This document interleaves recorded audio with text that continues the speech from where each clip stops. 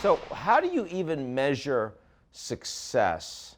We kind of all know like 1.5 degrees centigrade global warming. If we get past that, we've got serious problems. Everyone can watch that. Everyone can monitor it. What do we do when it comes to global water? Are there metrics like that that we can talk about that are easy to get people to understand? Yeah, this is what the UN Water, which is a consortium of the 34 or 35 different UN agencies that are working one way or the other in water. We do have metrics like the number of the number of citizens that have access or not to drinkable water or to sanitation or the different type of component and the reuse of water and different type of metrics.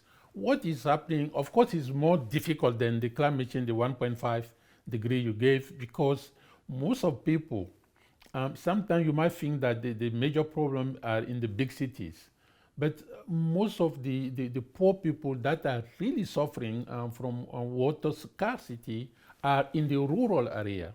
And therefore, I must confess that the data and the quality of data is challenging on that.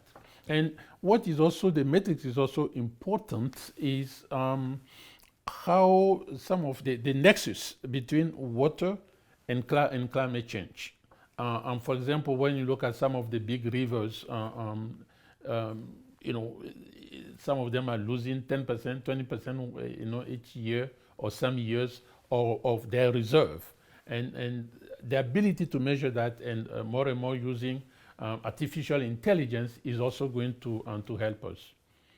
So when you look out in the next, let's say, 10, 20 years, do you think, I mean, the way that we presently use water as consumers, are we going to be able to maintain most of that use looking forward? When I look at climate change, it does make me wonder about to what extent your job is doable long term.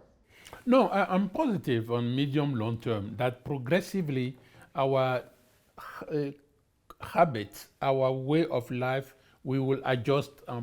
And when you think about it, we have been adjusting on that. You know, I'm sure in the morning before you shave, you want to make sure that you don't let just the water running per se. And 20 years ago or so, maybe we don't even think about that. The other thing with, I am very confident also that with IoT, Internet of Things, it will also help us have, again, what we said about agriculture, kind of knowing the quantity you need. In our household daily management, the IoT, I believe, is going to also be helpful for us to change our habit and also the consumption.